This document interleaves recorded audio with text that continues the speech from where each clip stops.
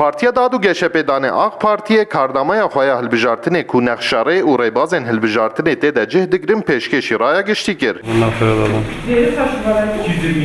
Gelot karnameyê de di derbarê çareseriya pirsgirêka Kurd de çi hebû, an jî pêwîst bû çi hebe? Siyasetmedarên Bakurê Kurdistanê nêrîn û pêşniyarên xwe anîn ziman. Dibe ku zimanê me ve zimanê fermî. Ji mekteba yekemên Hetanê üniversiteya rahat bê qsekirin. Em talep dikin dibêjin ku Türkiye, Kurd û Türk wekevî di federasyonê de karin bijî.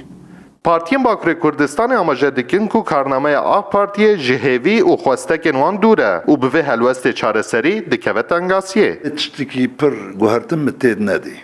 Yani divê ewa wan de berê çi gotin ana jî li gora min hepkî paştir mane. Berê mesela li ser pêvajoyê pirsgirêka Kurtanî ziman em ê veya hal bikin, em ê aştiyê bînin falan. İro divê karnameya xwe de tu qala vana nekir. Siyasetmedar amaje dikin ku di şêwaza karnameyê de helwesta salane ya dewletê Tirkiye heye ku di pirsgirêka Kurd de rêbaza mijûlkirinê bikartîne. Pevîst e ku AKP pirsgirêka Kurd zelal tarîf bike.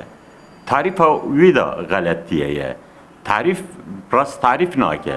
Ev pirsgirêka Kurdistan e ya pirsgirêka devlet û PKK ye.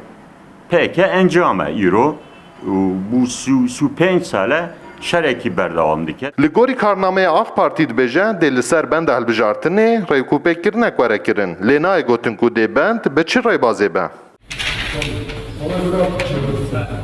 Siyasetmedarên Bakurê Kurdistanê karnameya AK Partiyê ji bo çareserkirina pirsgirêka Kurd qels dibînin û amaje dikin ku di nava karnameyên rabirdûyê de karnameya herî qels ev karname ye. Mahir Yüksel, Rûdaw, Amed.